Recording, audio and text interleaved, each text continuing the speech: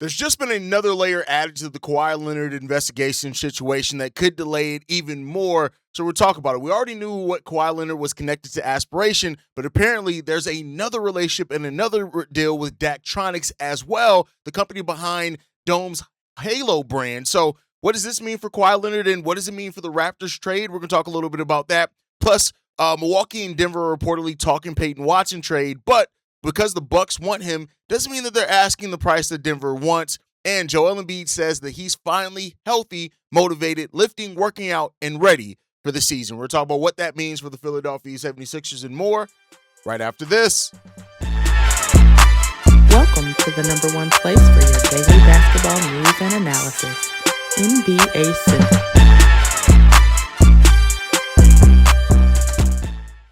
What's going on, basketball fans? Welcome to another episode of NBA Central, your number one spot for everything basketball related. I'm the host there, Haize, but more importantly, you guys can follow the channel at NBA Central Pod on every social media platform we happen to be on. With that said, let's go ahead and get into this content for today, y'all. And we're going to start off with Kawhi Leonard. So apparently now there's Daktronics allegations that, that Kawhi Leonard is connected to them as well, on top of everything else that's been going on. Now, why this may seem like, okay, it's another wrinkle to a situation that we already knew the NBA is trying to figure out and get to the bottom of, this adds so much more potential complications. We already know that the trade is held off on right now, right? We already heard that the investigation could not be finalized possibly until 2027, which already puts some questions in regards to this of what's going to happen overall. But as it stands right now, an anonymous former Clipper official added that they knew Leonard had a sponsorship deal with Daktronics, which is a violation of the CBA. These type of deals are in the CBA, are not allowed by the CBA.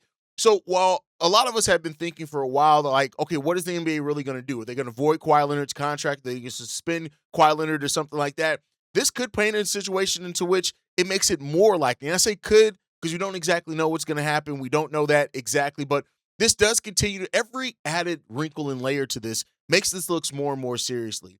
The source did quote that Pablo Torre, kind of knew what was going on here as well. Like, just how this thing is a slow trickle out here is really crazy, right? So the fact that now we're hearing even more, and that it could have been another cap circumvention by Kawhi Leonard, it just makes the situation even more stupid, really, when it comes down to it on all sides involved. Now, to be clear here, allegations are not in any way proof, right? Daktronics did say that Kawhi does not have an active contract with the company currently. The NBA investigation on it has not concluded, and the Clippers have denied any wrongdoing in both this and the aspiration deal when it looks at it, right? But the question that now this does evolve is that the Clippers and the Raptors trade for Kawhi Leonard to go to Toronto. What's going on here? Now, some people have said that Toronto, could, come down on the picks that they sent the Clippers to go ahead and finalize it. Some, of course, say that the deal could completely be voided at all, which I don't know what that means for both the Clippers and the Raptors, as they both have made moves even after that with what's the fallout from that would be. So if this deal does get rescinded and like Brandon Ingram and Grady Dick are going back to Toronto, Kawhi's back with LA, what does that like mean for Rui Hachimura and his contract, which the deal has already been signed? They're like, what does the NBA say in that case? That's what we don't know, right? Toronto agreed to the deal for a reason. And reportedly, they did do their research before even getting to that deal. A Kawhi return to Toronto means so much for that team. But at the same time, you can't blame the Raptors for wanting to be careful in this because they have given up real assets, right? And if the potential punishment could affect the Raptors, which that whole thing still doesn't make sense to me. The Raptors owner has nothing to do with it. So, like, if it did come out that Steve Ballmer and the Clippers ownership did circumvent the cap, why would that hurt the Raptors any, unless there is a serious consideration to void out Kawhi Leonard's contract or suspend Kawhi Leonard for all of this, right? And that's the question that's here with this. If there is a serious allegation or serious chance that Kawhi Leonard could be faced suspension from the league from a season or more, then yeah, it puts it where the Raptors probably wouldn't want to take on the penalty of that, which we'll see, right? And the Clippers' problem in it is like the reputation problem for the Clippers. It is what it is. I think with the Clippers going into a rebuild, they're not really looking to make a bunch of deals. I don't know if their reputation matters as much, but the roster planning part of that, the trades frozen, Kawhi Leonard's future is unclear. Mathurin and other roster decisions have already been affected. They're already affected by this, right? And so now the Clippers can't necessarily fully pivot until this investigation has concluded.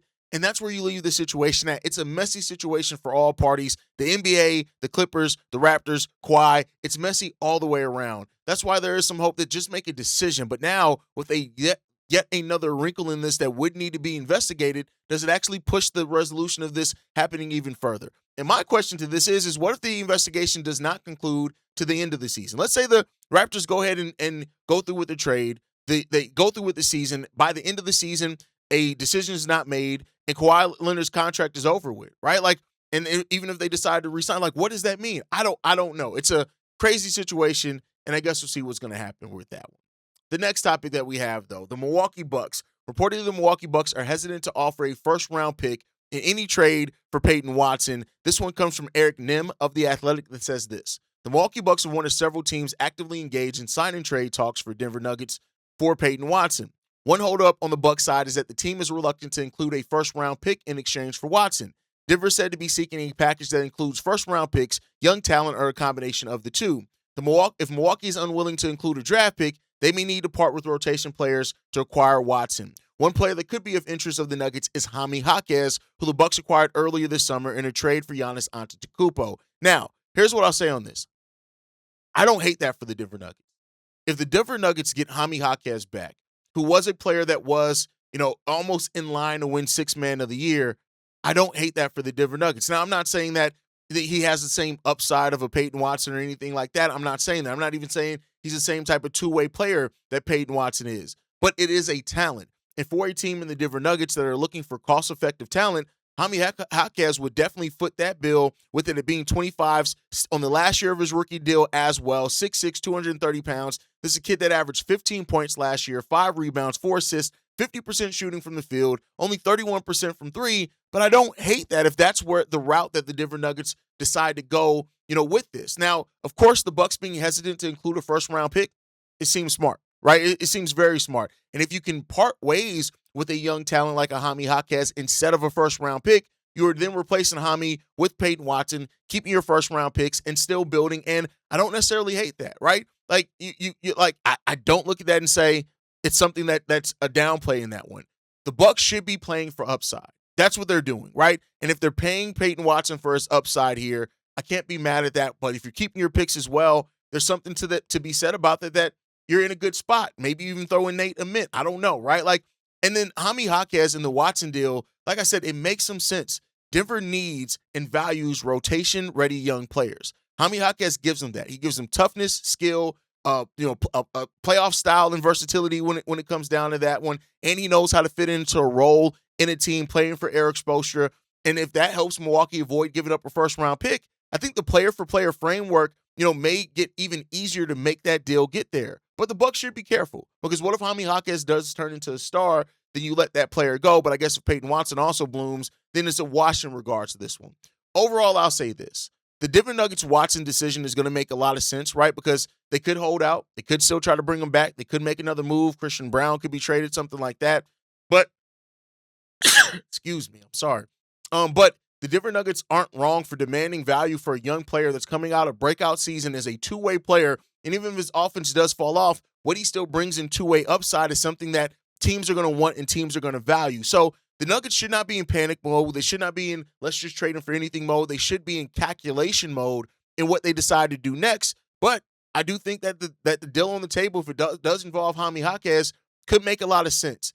Denver does still need to be very realistic about a return that they're going to get. If Milwaukee is hesitant to give up a first, Peyton Watson's not a proven star. So when you look at the deals around the NBA, I can't really be mad at that. Also, the second tax apron, it limits Denver Nuggets flexibility. So dragging this out could do nothing but hurt everyone. If you can get a ready to win player now like Jaime Jaquez for this Denver Nuggets team that needs depth, that needs quality players, you already have made a move to bring in another player to where you're now not going to have Bruce Brown come back. I think with the Lonnie Walker, Jaime Jaquez, that type of stuff, you have still a team that Jokic is able to still uplift and get the most out of, which has always been your basis here. And I don't hate it. But let me know what you guys think down below. Do you think that the Jaime Jaquez for Peyton Watson swap, and it's not going to be just that. They're going to include something else as well, Is that enough to get Peyton Watson out of Denver and to Milwaukee? And do you think if you're Milwaukee, would you rather trade Jaquez or trade the first-round pick? Let me know what you guys think on that part down below. Last topic of the day before we get up out of here. Joel Embiid says he's extra motivated and healthy coming into the season, saying this comes from Mike Gansey, the president of basketball operations for the 76ers, that says this. Joel is great.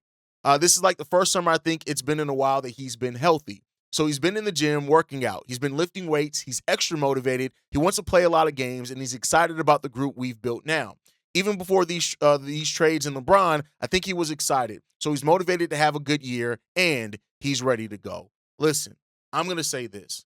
A healthy Joel Embiid, even by health, if it means playing 60 to 65 games, but being healthy for the playoffs, it makes I've been somebody that is admitted. You guys have watched these episodes.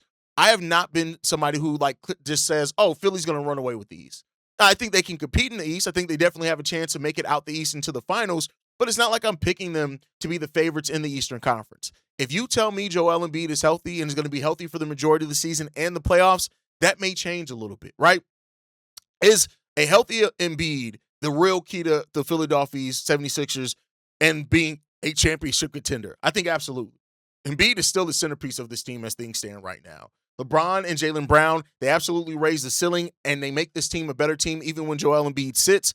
But Embiid anchors the matchup problem, and he causes so many matchup problems for opposing teams. A healthy Joel Embiid changes everything defensively and offensively for this Philadelphia 76ers team. And if he's healthy, motivated, and ready to go, that could become very dangerous for the rest of the Eastern Conference. But there still, of course, are going to be concerns that remain. You can never have faith that Joel Embiid is going to stay healthy until you see it.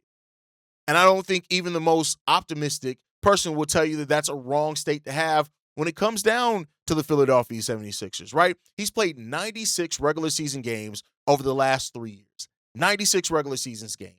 He's not played more than 40 games since he won the MVP. And so because of that, you still need a workload plan for Joel Embiid to make sure you can keep him as healthy as you possibly can. And the playoff durability has been a reoccurring issue for the Philadelphia 76ers this whole entire time. So being healthy in the summer, it's great, but it doesn't mean that you're going to be healthy in May. And that's what the Philadelphia 76ers have to try to find to get a way to, is how do you ensure Joel Embiid, how do you maximize the chance, I should say, that Joel Embiid is going to be healthy come May?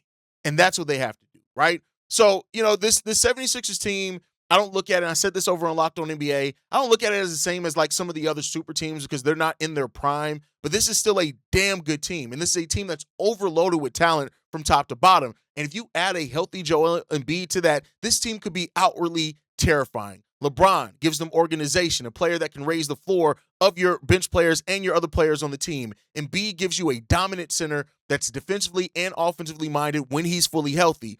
Jaylen Brown gives them a two-way wing that can shoot the ball crazily. He just led his team without Jason Tatum to one of the best records in the East. And then you have Tyrese Maxey, who gives them speed, scoring, spacing, and rim pressure. And don't overlook VJ Edgecombe in this at all either. The athleticism, the energy he plays with, that youthful exuberance, that all plays a big part. But the sacrifice is going to have to be real if this team is going to want to reach where it can reach. That means they're going to have to sacrifice for each other. They're going to have to sacrifice touches. They're going to have to sacrifice everything. Now, LeBron has been in a situation like that. Jaylen Brown has been in a situation like that. The question becomes about, can everybody else do it? And can Nick Nurse define the roles quickly enough and establish a culture here enough for everybody to buy into what they have? There is way too much talent here in Philly to completely underperform, and that's what they have to try to avoid. You do not want to underperform with this roster that you have here because you have a chance at a window here.